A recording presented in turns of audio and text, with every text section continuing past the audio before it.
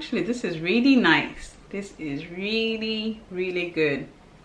Hi guys, you're welcome to my channel and to my kitchen, of course. Today I am doing something quite peculiar, literally jumping out of my comfort zone.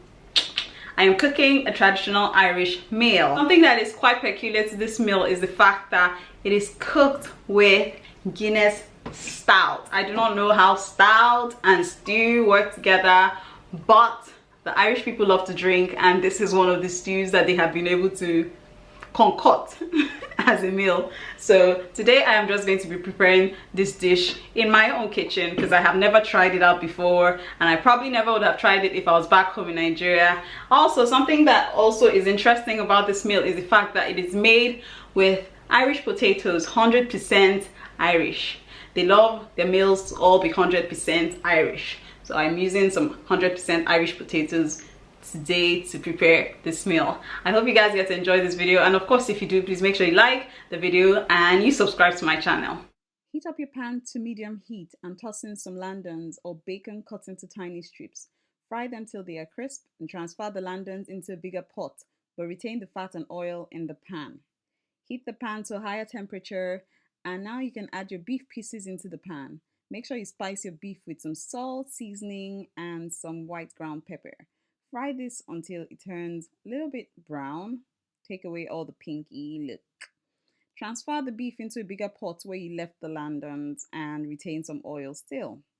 Now, still using the same pan, turn down that heat and toss in 1 chopped onion and garlic with some salt, and fry this for about 5 minutes.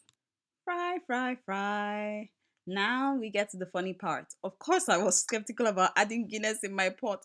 I wasn't sure if my pot will burst into flames. Happily, this did not happen. It smells like pan wine when you heat it up. It actually releases a nice aroma. Just allow that mixture to simmer for a few minutes, and then I add some beef stock to it to spice up the mixture. Turn that mixture into a big pot and get it to cook for over an hour. This will help the beef to get tender while it releases some oil that will thicken the stew. You can start cutting your celery and carrots at this point. I like to add that at the end of the cooking because I like my vegetables to be fresh. Now we have actually come to the end of this meal. I just added a teaspoonful of tomato puree and allowed to cook for a few minutes longer. That is the stew right there. At this point, I will start getting ready to cook my mashed potatoes.